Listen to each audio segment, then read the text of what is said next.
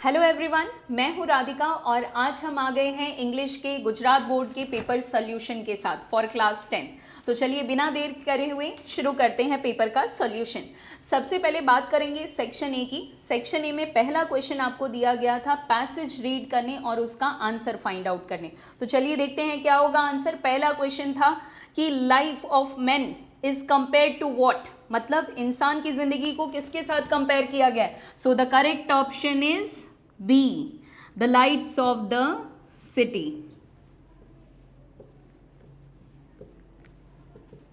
देखिए दूसरा क्वेश्चन जो हमें दिया गया था, सिनोनिम बताना था वर्ड डिस्पेयर का। तो डिस्पेयर का सिनोनिम होता है hopeless. So the option correct is option D. जिनका पेपर राइट होता जा रहा है वो खुश होते जाइए और जिनका रॉन्ग हो रहा है वो निराश मत होइए। मैथ्स में आप बहुत अच्छा करेंगे, उसके लिए आज का लाइव सेशन जरूर ज्वाइन कीजिएगा एट 9 PM। तो चलिए अब हम देखते हैं थर्ड क्वेश्चन का आंसर। थर्ड क्वेश्चन में अगेन थर्ड फोर्थ फिफ्थ के लिए आपको एक पैसेज दिया गया था और आपको आंसर बताना था। पहला क्वेश्चन था एंट्री बताना था बेकर का किस तरह से होता है। तो बेकर की एंट्री किस तरह से होती थी, musical entry. Musical entry was made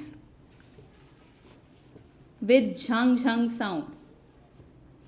आपने पढ़ा है किस तरह से वो आता था बाम्बू स्टिक के साथ और उससे किस तरह की साउंड को क्रिएट करता था, झांग झांग sound.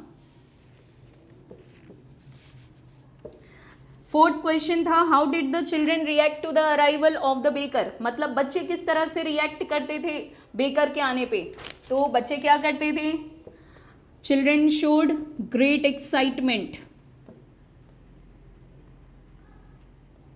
Children showed great excitement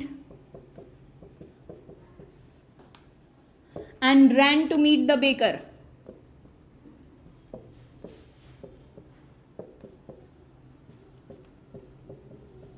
अगला क्वेश्चन जो आपको दिया गया था वो था कि what is the writer nostalgic about. Writer किस चीज को लेके नॉस्टैल्जिक था, तो अबाउट ओल्ड पोर्तुगीज डेज। इस चैप्टर के स्टार्टिंग में ही बताया था उन्होंने about those old Portuguese days. तो ये थे हमारे फिफ्थ क्वेश्चन तक का आंसर। नेक्स्ट आपको दिया गया था एक फिलअप जिसमें थे 5 ऑप्शन और आपको बताना था करेक्ट ऑप्शन कौन सा है। तो पहला question number 6, it was this dash. तो क्या होगा, 6th में आंसर होगा Dzire. It was this desire for freedom of my people to live with their lives with। 7th number में क्या आएगा, dignity।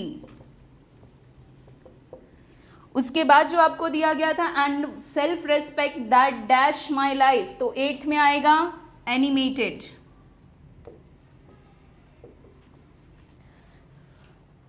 that transformed a dash young man into a dash one। so 9th and 10th will be frightened and 10th is bold। सो ये हो गए answer हमारे 10 number question तक। अब आगे आपको दिए गए थे क्वेश्चन आंसर जिनमें आपको किन्हीं 3 क्वेश्चन का आंसर देना था। होपफुली बहुत ही इजी क्वेश्चन आंसर्स थे ऑलरेडी जो आपके पुराने बोर्ड पेपर्स में भी आ चुके हैं और टेक्स्ट बुक के जो इंपॉर्टेंट क्वेश्चंस थे उन्हीं में से एक थे। आई होप सो आप सबने बहुत अच्छे से कर दिया होगा। तो अब हम मूव करते हैं सेक्शन बी की तरफ। तो सेक्शन बी में दिया गया था आपको पोएम की कुछ लाइंस और पढ़ करके देना था आपको क्वेश्चन का आंसर। तो सबसे पहला क्वेश्चन था जो पोएम आपको दिया गया था, जिस पोएम का स्टैंजा था that was for an Gregor. और हमने देखा 16 नंबर क्वेश्चन जो आपसे पूछा गया वो ये था कि who is the speaker. Speaker है कौन, तो speaker is none other than that young man. The young man talking to N।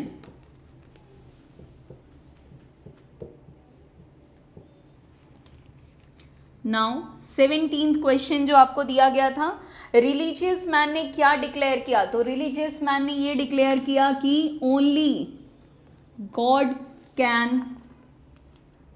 God could love us for our self alone. मतलब इस दुनिया में सिर्फ भगवान ही हैं जो हमें हम जैसे हैं वैसे एक्सेप्ट कर लेते हैं और वैसे ही प्यार करते हैं, और इस दुनिया में ऐसा कोई भी नहीं हो सकता। लास्ट जो क्वेश्चन पूछा गया बहुत ही इंपॉर्टेंट था, पोयम का नाम और साथ में आपको बताना था पोएट। सो पोयम का नाम था फॉर एन ग्रेगर, और जो पोएट हैं इसके वो हैं विलियम बटलर येट्स।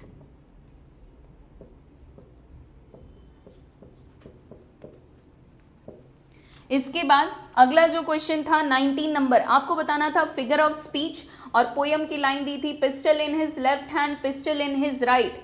तो हमें साफ दिख रहा है, पहले तो यहाँ पे वर्ड रिपीट हो रहे हैं तो रेपिटेशन तो होगा ही, यानी ऑप्शन बी और डी में से कोई एक।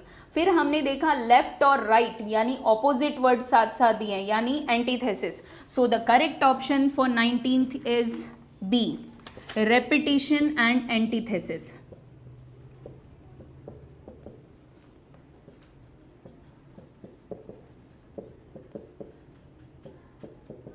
चलिए देख लेते हैं आप 20 नंबर क्वेश्चन। 20 नंबर क्वेश्चन था winds rush to meet them.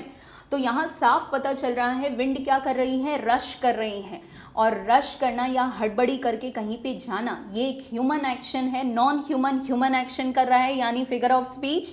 बिल्कुल सही, आपका आंसर होगा पर्सोनिफिकेशन।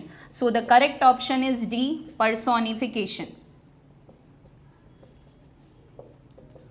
चलिए देखते हैं अभी आगे। अब आपको करना था क्वेश्चंस का आंसर, आपको दिए गए थे क्वेश्चन आंसर्स और उसमें से कोई भी 3 आपको करने थे 5 to 6 लाइन में। पहला 21 नंबर क्वेश्चन था what happens to the house when the trees move out of it. जब घर में से पेड़ बाहर निकलने लगते हैं तो क्या होता है। हम देखते हैं घर में चारों तरफ लीचन्स और लीव्स की स्मेल आने लगती है और हवाएं उनका स्वागत करती है, दरवाजे खुल जाते हैं और वो आगे बाहर ओपन स्पेस में, ओपन फॉरेस्ट में मूव करने लगते हैं। और वहाँ हम देखते हैं कि चांद और जो हवाएं थी वो वेलकम करती हैं किसका, ट्रीज का, यानी they are just welcoming the new era of change. 22 number question में आपको बताने थे 2 ऐसे इंस्टेंस जहां पे Amanda as a young girl yearns for freedom, यानी अपनी फ्रीडम की डिमांड करती है। तो हमने देखा एक बार वो खुद को इमेजिन करती है कि वो क्या है, मर्मेड है, और वो एक लैंग्वेज सी में अकेले क्या कर रही है, ब्लिसफुली तैर रही है।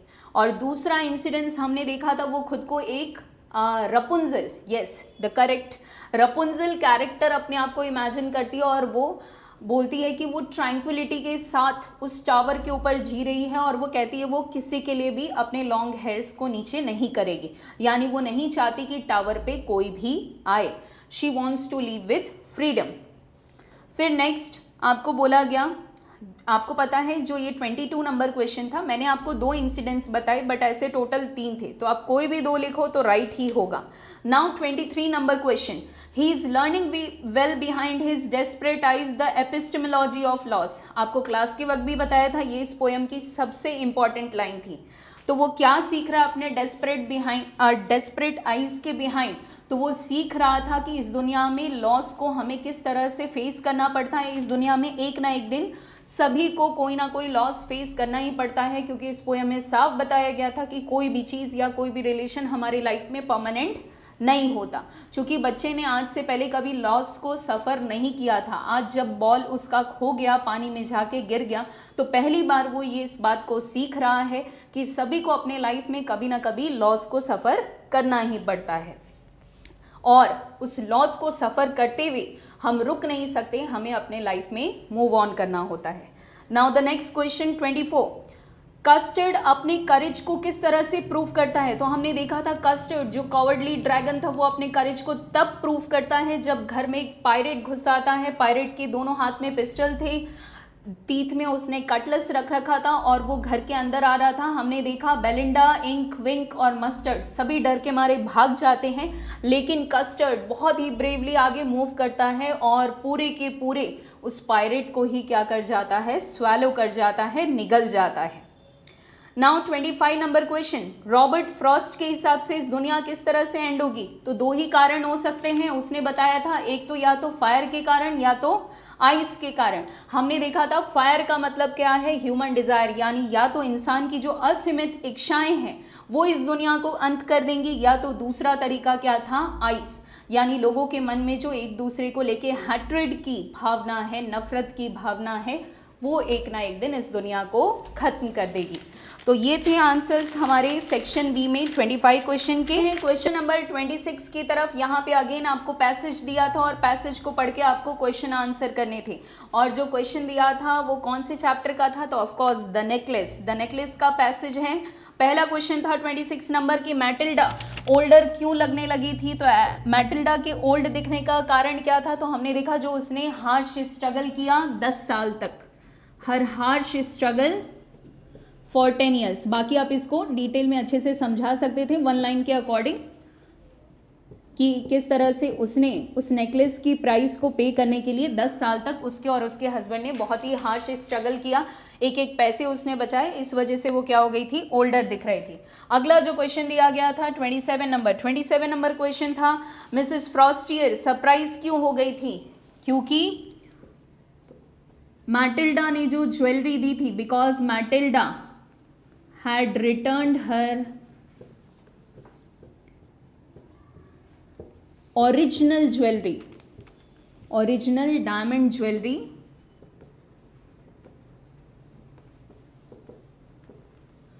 but the jewelry she had lent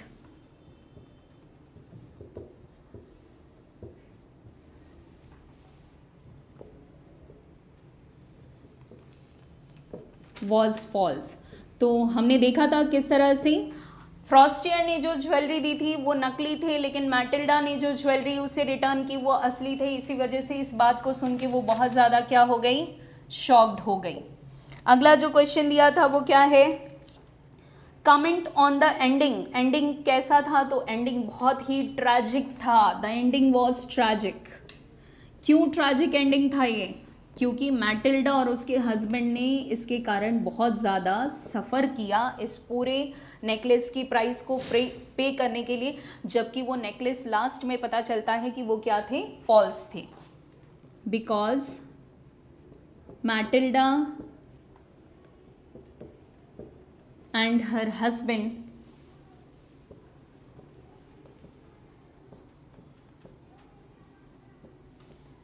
had suffered greatly।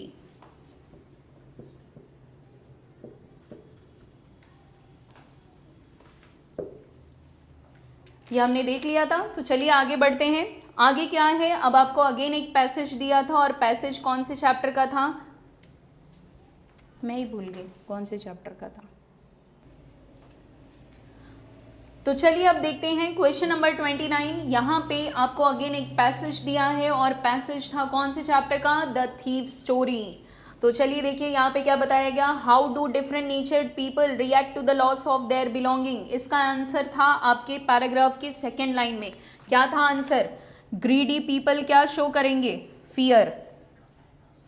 Greedy people showed fear. और वही अगर हम बात करें रिच मैन, तो रिच मैन शोड एंगर।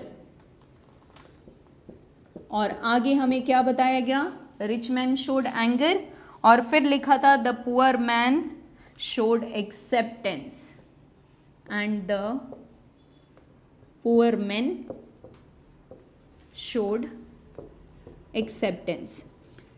ये होगा आपका आंसर। चलिए देखते हैं अभी next question 30 number. According to Hari Singh के हिसाब से अनिल का क्या रिएक्शन होता, तो ही वुड बी सैड। हमें पता था अनिल क्या हो जाता, निराश हो जाता। Anil would be sad not for money.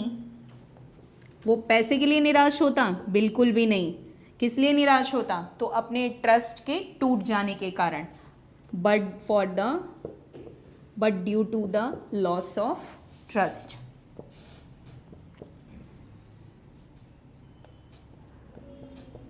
सो ये होगा आपका answer.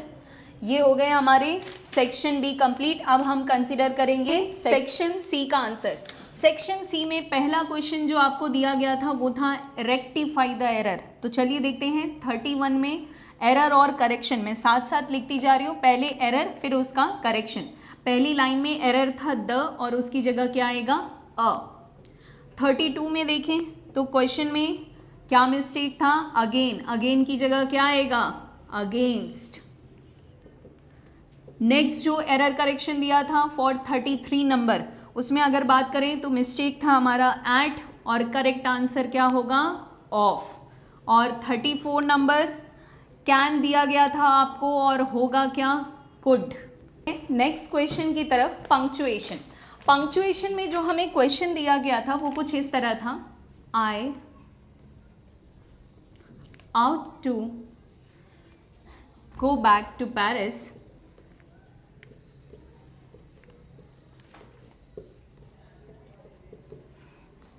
I thought, but I wanted to get home.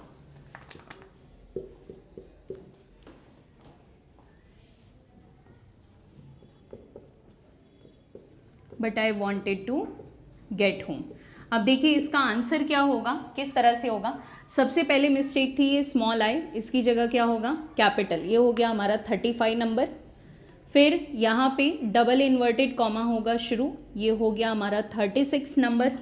37 पे क्या होगा डबल इन्वर्टेड कॉमा क्लोज, ये हो गया आपका 37 का आंसर। और 38 पंक्चुएशन मिस्टेक क्या थी कॉमा, ये आ गया 38 नंबर।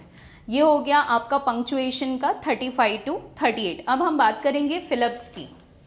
फिलिप्स में आपको यूज़ करना था आर्टिकल का, कंजक्शन का और प्रेपोजिशन का, और फिलअप करने थे 4 ब्लैंक जो कि जिसके लिए आपको ऑप्शंस गिवन थे।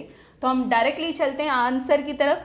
39 का आंसर होगा ए, 40 का आंसर होगा एंड 41 का सॉल्यूशन है then and 42 with.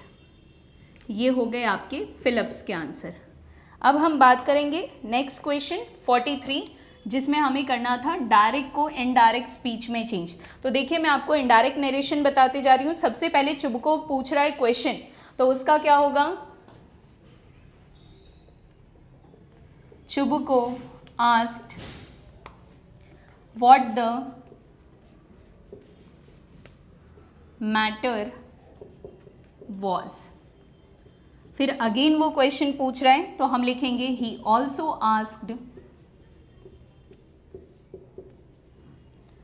what she was shouting for। कौन शाउट कर रहा था यहाँ नतालिया, इसीलिए क्या यूज हुआ है she।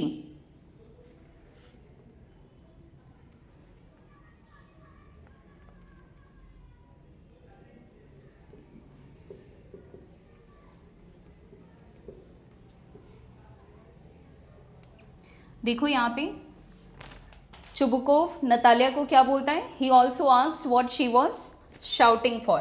देखो नतालिया क्या बोलती है, ओके यहाँ सिर्फ नतालिया नहीं, आपको याद हो तो चुबकोव ने ये बात कब बोली थी, जब नतालिया और लोमोव दोनों चिल्ला रहे थे। तो यहाँ शी नहीं, यहाँ क्या आएगा दे, और वॉज की जगह क्या हो जाएगा were, what they were shouting for. तो देखो नतालिया क्या बोलती है, नतालिया आस्क्ड हर फादर, वो अपने पापा को क्या बोलती है, Natalia asked her father to tell that gentleman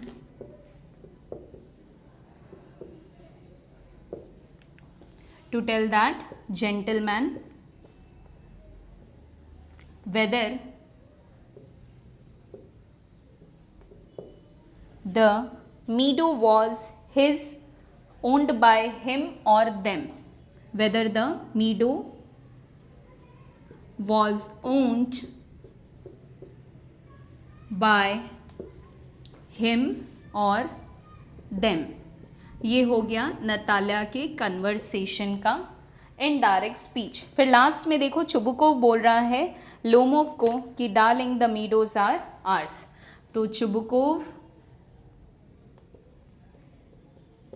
told, किसको बता रहे हैं वो, लोमोव को, दैट क्या बोलता है, द मीडोज आर आर्स। तो क्या होगा, the meadows were theirs।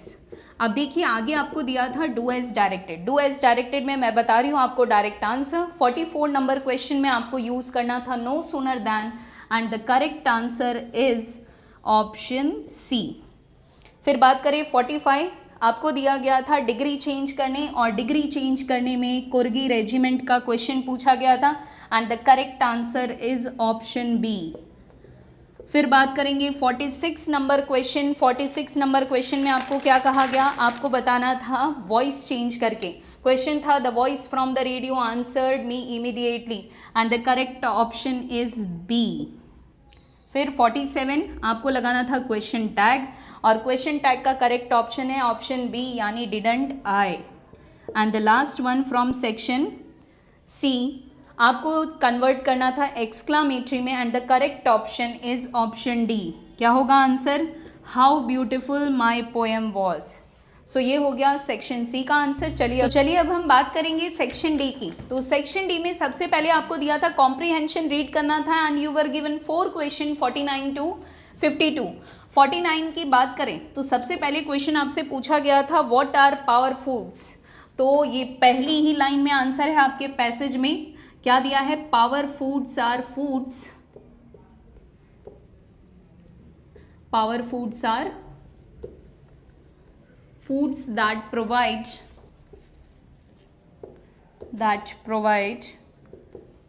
rich level of nutrients।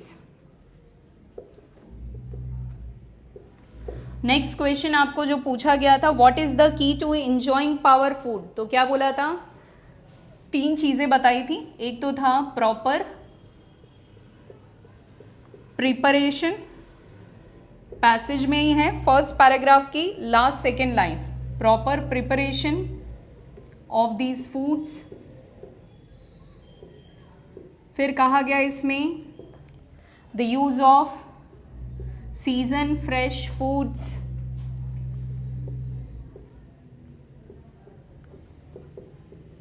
use of season fresh foods, and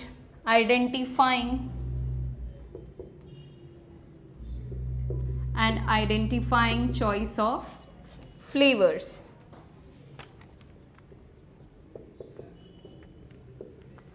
चलिए अगला क्वेश्चन देखते हैं। अगला क्वेश्चन 51 आपको पूछा गया था how can the combination of chick peas and onion help. तो क्या बोला था, क्या आंसर होगा इसका, तो this combination is a powerful source of iron. Second stanza में आंसर दिया है, सेकेंड पैराग्राफ में क्या होगा, this combination is a powerful source of iron.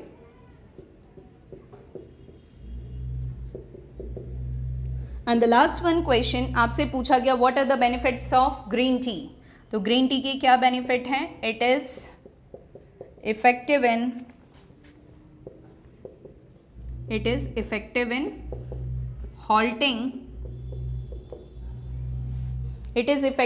halting oxidative damage to cells।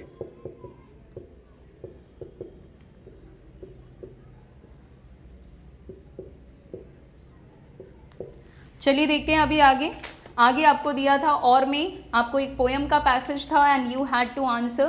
पहला क्वेश्चन था 49 में, और में क्या था, पोएम पैसेज में 49 number question, why does the speaker stop by the woods. तो क्यों रुकता था वो, 49 का आंसर होगा to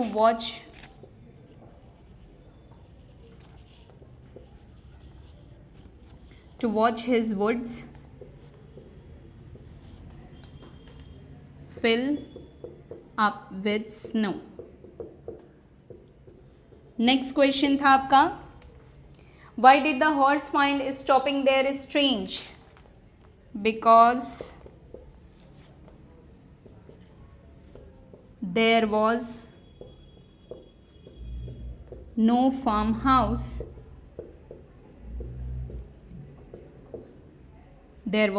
farmhouse nearby। Next question आपको क्या दिया था, how does the speaker find the woods. तो क्या होगा आंसर, कैसे उसने ढूंढा, तो उसने क्या कहा, उसे काफ़ी लंबी दूर तक चलना पड़ा। तो आंसर क्या होगा? After travelling a long distance. And the last question is, what does the line and miles to go before sleep means? तो इसका मतलब क्या है?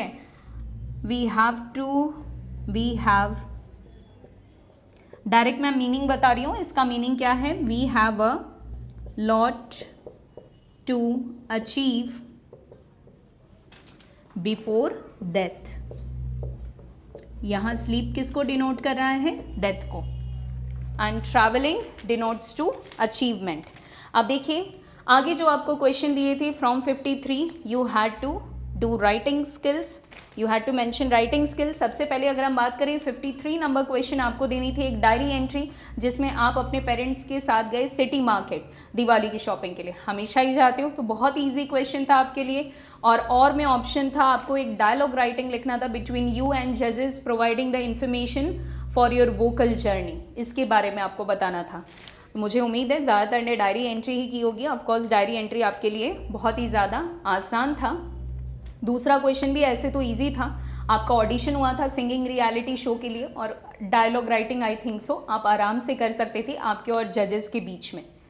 फिर नेक्स्ट क्वेश्चन 54, क्योंकि आप में से कई को गाने का शौक होगा, आई नो। 54 में अगर हम बात करें तो आपको क्या बताना था? आपकी मदर ने अभी अभी एक बिजनेस स्टार्ट किया है फ्रेशली बेक्ड आइटम्स का, एडवर्टाइजमेंट देना था। ये काम तो हम अक्सर करते हैं अपनी मम्मी के लिए।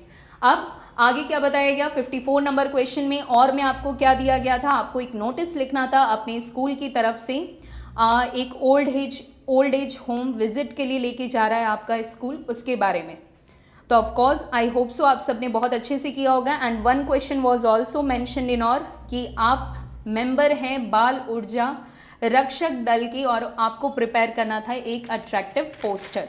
तो तीनों ही क्वेश्चन बहुत आसान थे आपके लिए। अब अगर हम बात करें सेक्शंस ई की, तो सेक्शन ई में 55 में आपको रिपोर्ट तैयार करना था आईसीसी वर्ल्ड कप 2023।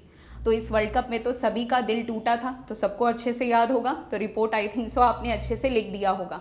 और अगर 56 की बात करें तो आपको लिखना था ईमेल अपने फ्रेंड को इंफ्रास्ट्रक्चरल डेवलपमेंट के बारे में। तो हमारी सूरत से ज़्यादा डेवलपमेंट कहीं होता ही नहीं है, तो आपने बहुत अच्छे से लिखा होगा। अब अगर हम बात करें इसमें और में क्वेश्चन की, तो 56 में और में क्वेश्चन था आपको लेटर लिखना था अपने एक कज़न को और बताना था अपने बोर्ड एग्जाम के प्रिपरेशन के बारे में। तो ऑफ कोर्स आपने अच्छा ही बताया होगा, क्योंकि तैयारी में हम जो साथ थे। चलिए देखें, अब अगर लास्ट क्वेश्चन था 57, तो इसमें लिखना था आपको ऐसे या तो स्टोरी। ऐसे के लिए आपके पास टॉपिक थे इफ़ आई वर एयर, तो उड़ने का काम तो ऐसे भी आप सभी बहुत अच्छे से कर लेते हो। तो एयर के बारे में आपको एयर की पूरी लाइफ स्टोरी बतानी थी कि किस तरह से एयर पोल्यूशन हो रहा है, क्या क्या प्रॉब्लम्स अराइज हो रहे हैं, and status of women empowerment आज का सबसे इंपॉर्टेंट टॉपिक है। तो स्टेटस ऑफ वुमेन के बारे में आपने आई थिंक सो अच्छे से बता दिया होगा। एंड और में जो स्टोरी थी वो भी बहुत आसान थी।